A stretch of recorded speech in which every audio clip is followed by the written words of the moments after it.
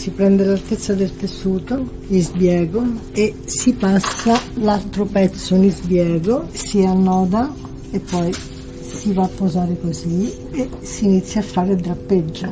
Si blocca con tutte le spille a mano. La stessa tecnica si porta al dietro, ma non facendo il nodo, perché dietro c'è l'apertura del vestito, e cioè si prende questo tessuto che va dall'altra parte e questo che ritorna di qua. Si fanno 2 nodi separati. Per rifinire il tutto abbiamo fatto le trecce e il risultato viene così. Cette année, je pense qu'il y a un grand thème, c'est péplum. C'est un peu dans l'historique grec. Donc la robe tressée. D'abord, il faut en plisser à la main. On appelle des plissés fortunés à la main, qui fait dans l'atelier. C'est des micro-plis réguliers, tout naturels, et puis qui fait un dégradé vers l'ourlet de la jupe. Ça donne un joli volume. Après, on repasse dessus.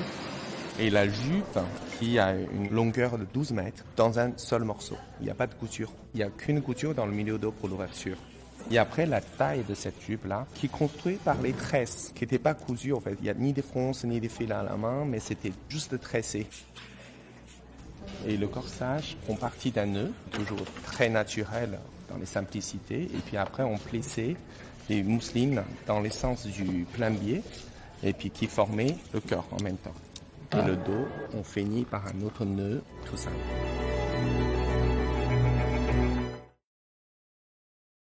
Donc ça, je l'enlève, ça, je l'enlève.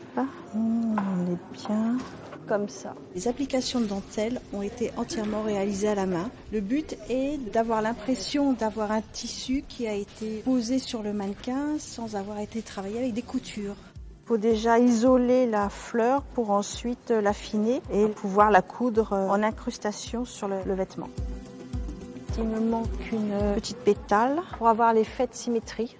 Je vais essayer de mettre ça ici. C'est pas tout à fait la même chose. Hop, voilà. Donc c'est une technique vraiment artisanale et délicate. Les fleurs se superposent, il faut retirer celle qui est en dessous pour laisser celle de dessus vraiment prendre toute la finesse du vêtement. Ça donne une légèreté, un flottement dans le mouvement du vêtement. La robe surgit du tissu. Maria Grazia a énormément aimé cette archive. C'est une archive fin 19e, donc on voit qu'elle s'est servie en fait du motif pour interpréter cette robe d'épis de blé. C'est une broderie au crochet. Vous avez 2 formes. Le blé là étant en petit lancé et vous avez un petit point plus tourné qui donne un côté plus fouillis à la feuille. C'est vraiment les champs. Le vent est passé, les petits brins de blé et les petites feuilles se sont envolées et parsèment les champs de cette aura dorée. Nous, pour pouvoir obtenir ce travail ancien, on a été obligé de retrouver des fils aussi fins. On a détriplé le fil. On trouve toujours des astuces parce qu'en fait on fait un métier d'astuce. Une fois la broderie réalisée, on va passer à l'étape du vieillissement. En fait, c'est juste un lavis de noir-brun pour obtenir cet effet antique. Cette robe est composée de grands panneaux plissés. On a l'impression qu'elle est droite, qu'elle est fine, qu'elle est longiligne, et puis en marchant, ça va vraiment faire envoler tout ce blé dans ce champ.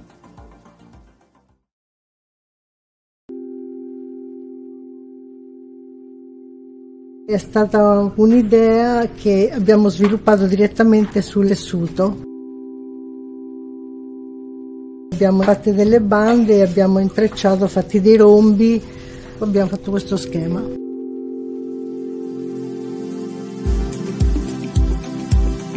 La difficoltà è stata fare questi movimenti di bande e cercare di dargli un modello, cioè una linea.